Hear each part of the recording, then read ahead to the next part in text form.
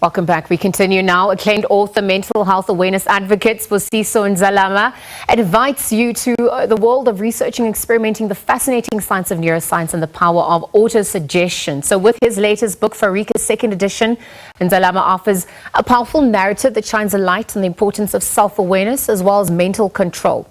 So to tell us a little bit more, the author is going to be joining us in studio. Good morning, Sbu, and thanks for your time on the SABC at this hour. Hello, thank you for having me. Well, thanks for joining us, and thank you for being part of these pertinent discussions. We're shining a spotlight on mental health. And so through this offering, perhaps you could speak to us about your own personal journey in relation to some of the issues that you raised this time around. Okay, so the thing that happened is I grew up in an environment where I somehow discovered that I was conditioned to always have stress, stress in a form of anxiety, depression, unhappiness, sadness.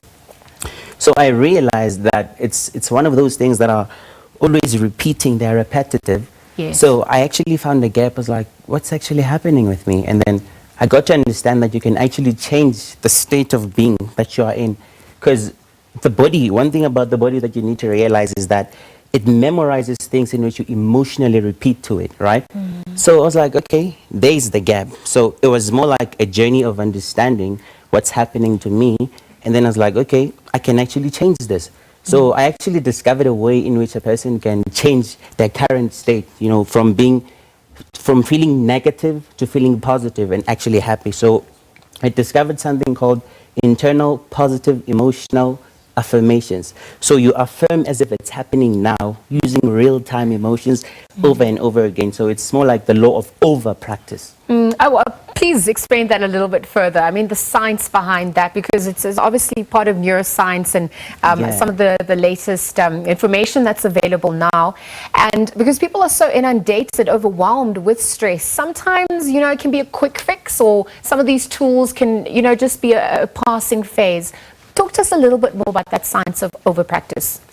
Okay, so how each and every person is right now, they practiced how they are, right? So it's either they've been in a state where they are with somebody who is always anxious, always depressed, always happy, whatever. So there's the law of resonance, emotional resonance. You can actually feel somebody's mood. Yes. Just like when you wake up in the morning, you're like, you're moody. It's the law of resonance. So it's the same thing. It's over practice. Your body is practicing that because it's always feeling that. So the thing in which you repeatedly feel every time, you are actually practicing that. So to change, you have to repeatedly practice states of happiness. It's actually possible to practice states of happiness. You have to have, affirmations and a lot of things in which keep your body in a state of happiness. If you keep your body in a state of happiness, it's going to look for things in which are going to sustain the state. Just like when you're anxious, when you're sad, when you're depressed, your body has the ability to look for things in which sustain the state. So that's basically when you over-practice something positively, you get into a position where you sustain, you establish and then sustain a specific state, and then there's a gap. So talk to us about the research and experiments that you would have undergone to get to this point. And then when you look at the power of the mind, what did you realize about this tool that we only know a few percentage about? At school, they teach us that knowledge is power. Yes. But this means that knowledge about your mind is your superpower. So imagine if you understood how the mind works, how you can actually change it. You change the synapses in the neurons, because we are neurons, right? So if you can change neurons, you can actually change everything. So I think when I started with experiments, I was in dangerous states.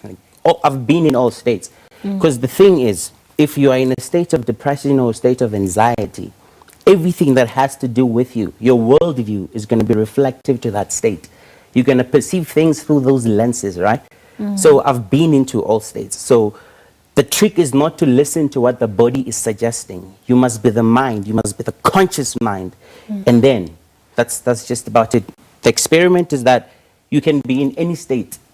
All the states are transient. They're not permanent. You can change any state. You just need to be strategic about it. So you're speaking about exerting your autonomy and agency as well, and taking responsibility for how you want to show up. You've also had to work with clients, and I wonder, especially in the workplace, you look at the way institutions are formed, the way cultures are also, perpetuated. What have you noticed the most about those cultures in a South African context? And how have you managed to also transform that, change the narrative within people as well? Or help them to, at least? But there's one thing that I realized, né? There are three sources of stress, right? Yes. There's emotional resonance, there's how we respond to people. Sometimes people may say something, but if you are already in that state, you can respond according to your state, right? Sure. And then the other one is just that we eat wrong foods. So there's some foods that cause inflammation to the neurons, Yes. and then it disturbs the body. So it gets the body into a position of disease. This is why it's so easy to have disease, because the body is diseased. So so when people are together and they're working and stuff, right? Everybody has their own state. So you can be depressed, you can be unhappy, and then I can feel your state. And then I'm the same with you. So I think it's one thing. I think we're just wired to be anxious. This is why I am the solution to this, and I've been, doing research so that the state of happiness is practiced. Because when you are already in the state of happiness, you become immune to everything. Even in the workplace, you become immune. So you sound like you're saying happiness should be the baseline, and anything that's not aligned to happiness is actually abnormal in a sense. Yeah. Talk to us about how people can, just prolong or manage that, because like I said, it's one thing perhaps to be in an environment that is conducive, but how do you sustain, that happy state when you're not in an environment that perpetuates that? I mean, that is the reality of the day. Yeah, but one thing that we have to realize is that happiness is not outside in. Okay. It's inside out. Okay. So if you get yourself into a position where you maintain the state by having routines, Farica in the book has routines in which sustain the state of happiness, right?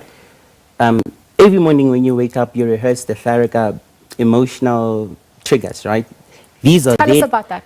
to trigger emotions. So let's say you go to work, right? We're going to use gratitude, right? Sure. You wake up in the morning, you say you're thankful for the bed that you're sleeping on. You're thankful for the roof that's there, right? So according to psychoneuroimmunology, if you do this, right?